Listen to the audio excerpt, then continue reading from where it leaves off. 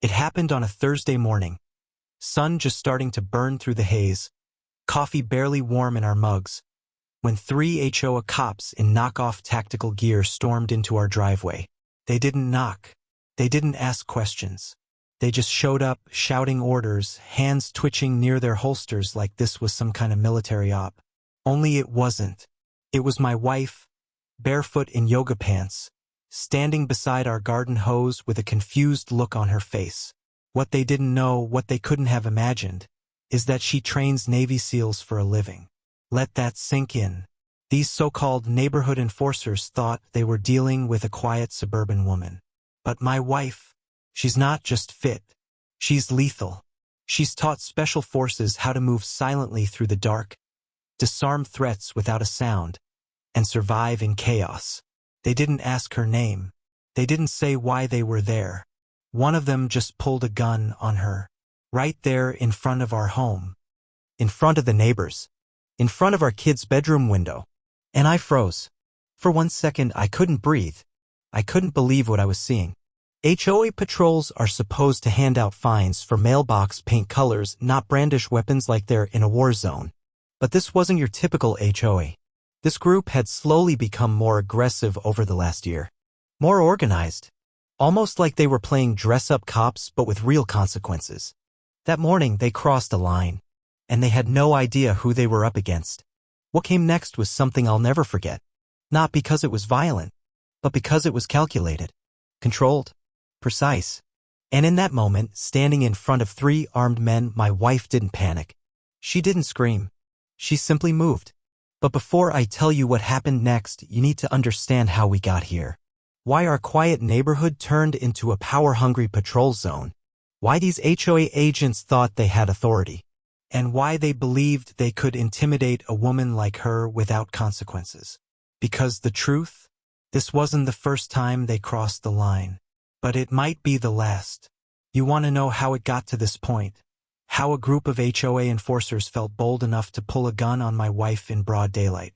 It didn't start like this. When we first moved into Oak Ridge Trails, it was peaceful. Tight lawns, clean sidewalks, neighborly smiles. We thought we'd found our forever place. But underneath that polished surface, something darker was brewing. The HOA board had changed. New faces, new rules, and a strange new safety enforcement committee, formed by a group of neighbors who took themselves way too seriously. They wore matching shirts, started carrying radios.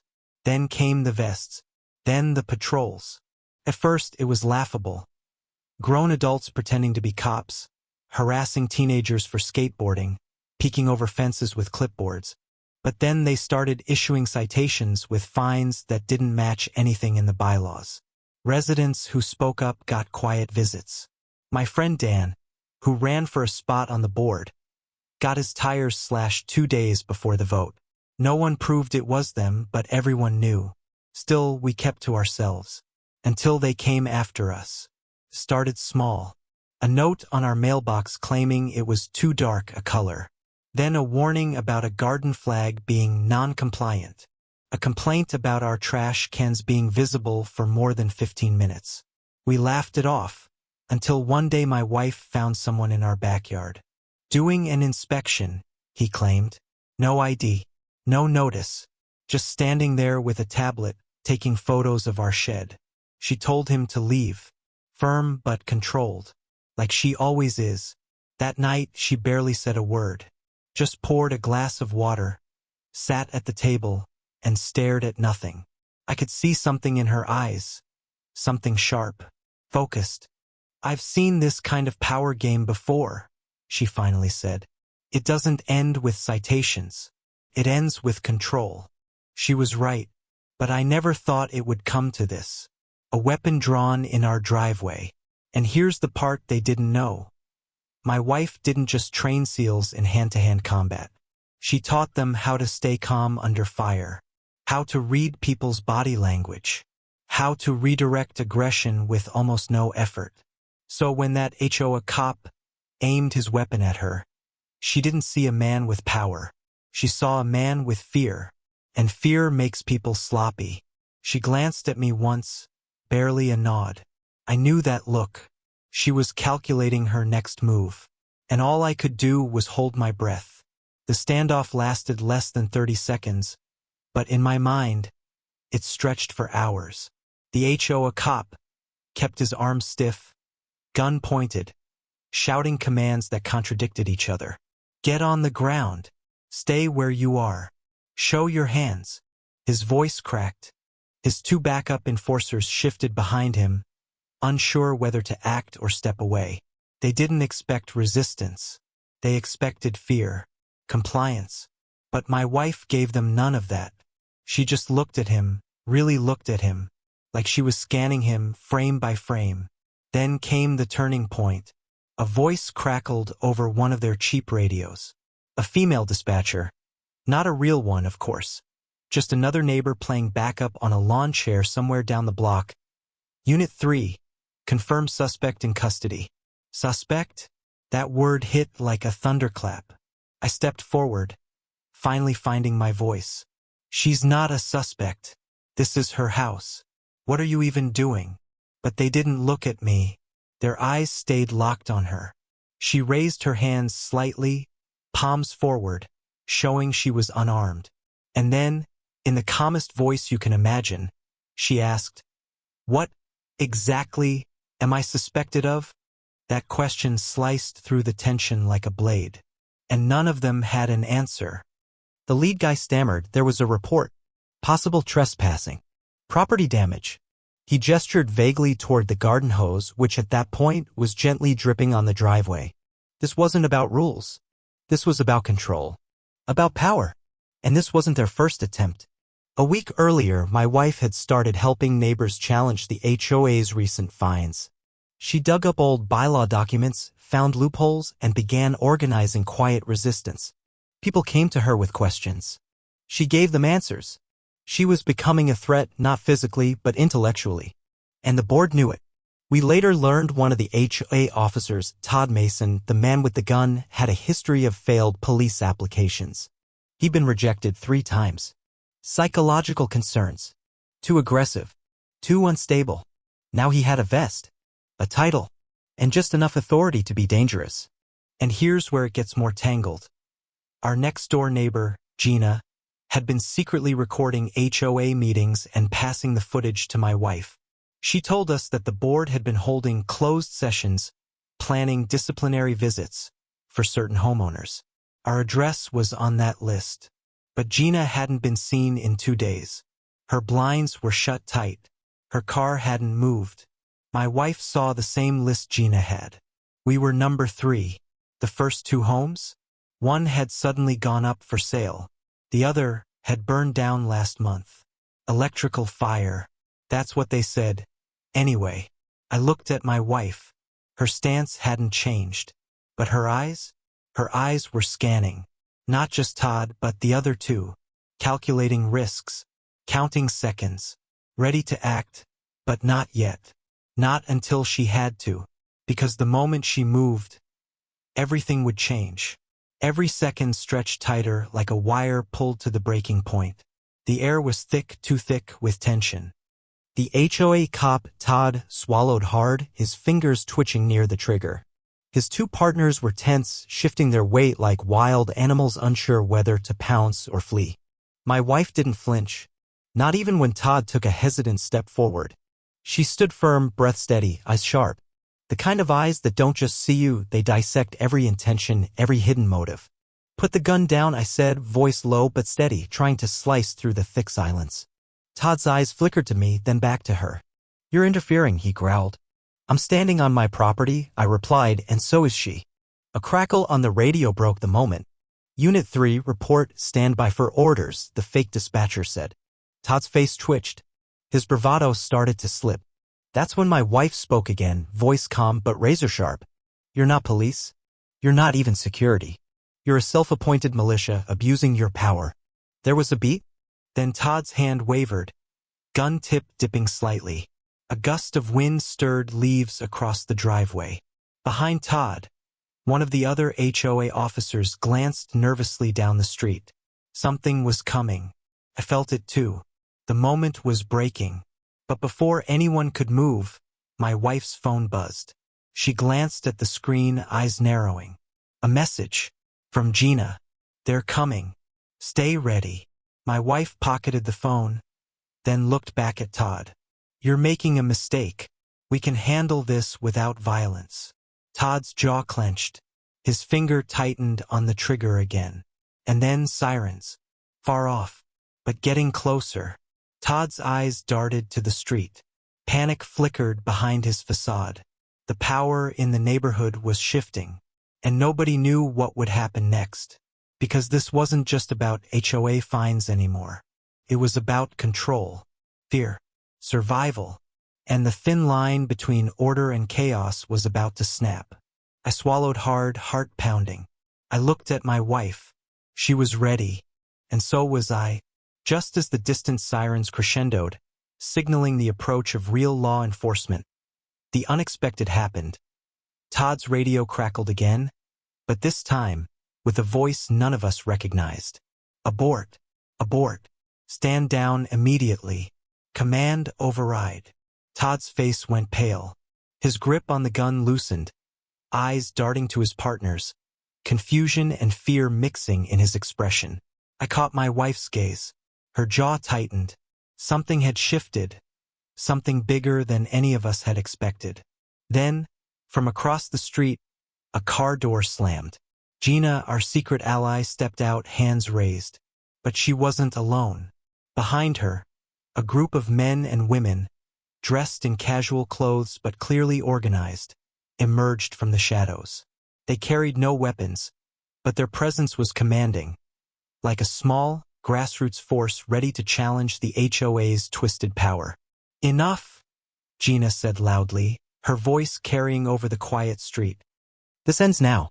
Todd blinked rapidly, whispering into his radio again, but the new voice came through louder this time. The HOA board has been suspended. State investigators are en route. My mind raced. This was bigger than we thought. The militia wasn't just a rogue group of neighbors gone too far, they were part of a system the HOA had weaponized, pushing the limits of authority and intimidation. And Gina? She'd been the one pulling the threads all along. But then came the cruelest twist. From behind the group, a familiar figure stepped forward. Our HOA president, Martha, a woman who'd once smiled and waved to us across the fence, now stood glaring, cold, and unrepentant. She looked straight at my wife and said, "You think you're the hero here? You have no idea what's at stake." Her words cut deeper than any gun barrel. Because as much as the HOA had become a nightmare, Martha's threats hinted at secrets even darker, secrets that involved not just property lines, but money, power, and something we hadn't yet uncovered. I glanced at my wife, her eyes now fierce with determination. She stepped forward, voice steady. "We're done letting fear rule this neighborhood." But Martha smiled, a slow, dangerous smile. "This isn't over. Not by a long shot." And as the real cops finally pulled up, lights flashing, the air exploded with questions and danger. Who could we trust? What would come next? One thing was clear, nothing here was as simple as it seemed. The police cruisers screeched to a halt, officers flooding out with weapons lowered but eyes sharp. The street, once silent except for tense breaths and whispered threats, erupted into controlled chaos. Todd's gun clattered to the pavement as he dropped it, shoulders shaking. His bravado was gone, exposed as nothing more than fear behind a cheap vest. The other two HOA enforcers exchanged glances, confusion and relief mingling in their eyes as officers cuffed them one by one. Martha's icy smile faltered, replaced by a mask of anger and desperation. She barked orders, but the cops ignored her.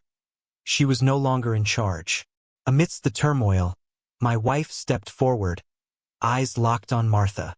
"You used this community to hide your greed and cruelty," she said, voice steady but fierce. "Your safety committee was a tool to silence dissent and enrich yourself. That ends today." Martha scoffed.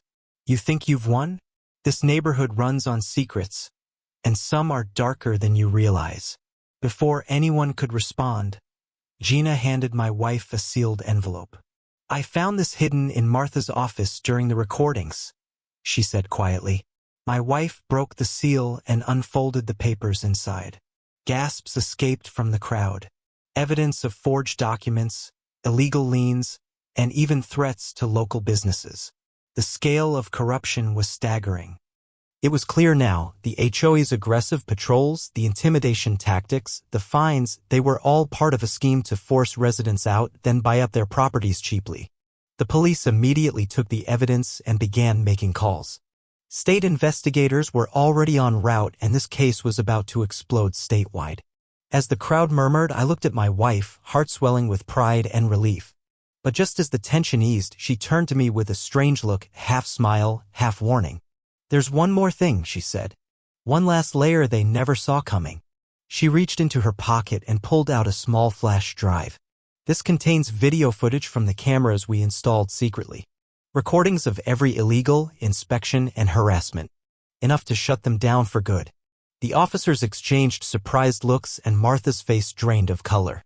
Before anyone could react, my wife glanced around and added quietly, "I've already sent it to the state attorney's office." A shocked silence fell. The battle was over, but the war for justice had just begun. And as the sun finally broke through the clouds, shining on our quiet street once more, I knew we had changed everything. Not just for ourselves, but for everyone trapped under that corrupt HOA's shadow. The neighborhood began to breathe again, as if finally released from a long-held, suffocating grip. The chaos of that morning slowly gave way to quiet conversations on porches. Cautious smiles exchanged between neighbors who once feared speaking out.